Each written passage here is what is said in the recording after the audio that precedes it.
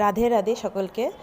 আমরা সকাল সকাল রেডি হয়ে নিয়ে বেরিয়ে পড়লাম রাধাকুণ্ডে দর্শনের জন্য। তো আমাদের যে আশ্রমটাতে ছিলাম সেই আশ্রমের ঠিক অপোজিটেই এই যে মহাপ্রভুর একটা মন্দির আছে, শ্রী চৈতন্য মহাপ্রভুর মন্দির। তো আমরা প্রথমে ওখানেই গেলাম, গিয়ে মহাপ্রভুকে দর্শন করলাম। আর এখানে কৃষ্ণস্বরূপ মহাপ্রভুর একটা বিগ্রহ আছে। এটা ভিতরে গিয়ে তো ছবি তোলা অ্যালাউ ছিল না, তার জন্য বাইরে থেকেই যতটুকুনি দেখাতে পারলাম। তো এখানে আমরা সকলে প্রণাম করে দর্শন করার পরে এখান থেকেই হাঁটা শুরু করলাম আর রাধাকুণ্ডের উদ্দেশ্যে। রাধাকুণ্ডে গেলে সেখানে যে একটা আলাদাই শান্তি পাওয়া যায় তা সেখানে পৌঁছানো পর্যন্ত বোঝা যায় না। তো আমরা এখান দিয়ে যাচ্ছিলাম রাধাকুণ্ড দর্শনের জন্য, শ্রী রাধারানীর কুণ্ড দর্শন করব বলেই। আর এর ধার দিয়ে অনেক তুলসী মালার দোকান আছে, যেখান থেকে আমার মেজমাসি আছে, মেজমাসি ওখান থেকে তুলসী মালা কিনছিল। আর পাশে এটা আছে, ঠিক এটা অপোজিট, রাস্তার অপোজিট সাইডেই ললিতা কুণ্ড, রাধারানীর যে প্রিয় দুই সখী ললিতা আর বিশাখা। তো ললিতা সখীর এই যে কুণ্ডটা, এটা ঠিক অপোজিটেই রয়েছে শ্যামকুণ্ড আর রাধাকুণ্ড।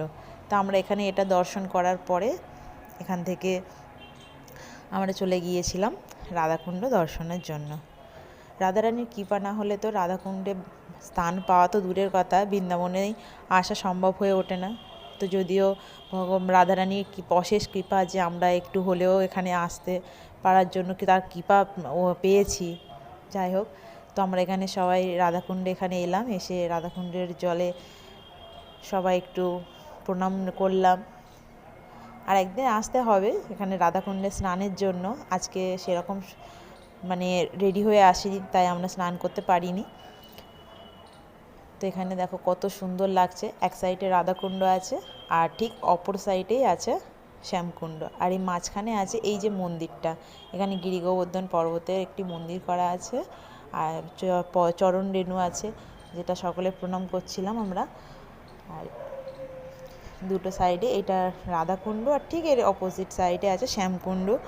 তো এটা একটা বিশাল কাহিনী বর্ণনা আছে রাধাকুণ্ড শ্যামকুণ্ড সম্পর্কে, যা এখানে আসলেই বোঝা যায় ব্যাপারটা। আর এর আগেও আমরা অনেক শুনেছি, কিন্তু এখানে আসলে সেটা স্বয়ং রাধা মা যে এখানে আছে তার অনুভূতিটা এখানে না আসলে বোঝা যায় না। তো আমরা এখানে বেশ কিছুক্ষণ ছিলাম সকলে মিলে। দেখা হচ্ছে নেক্সট ভিডিওতে। তারপরে আমরা এখান থেকে বেরিয়ে গেছি।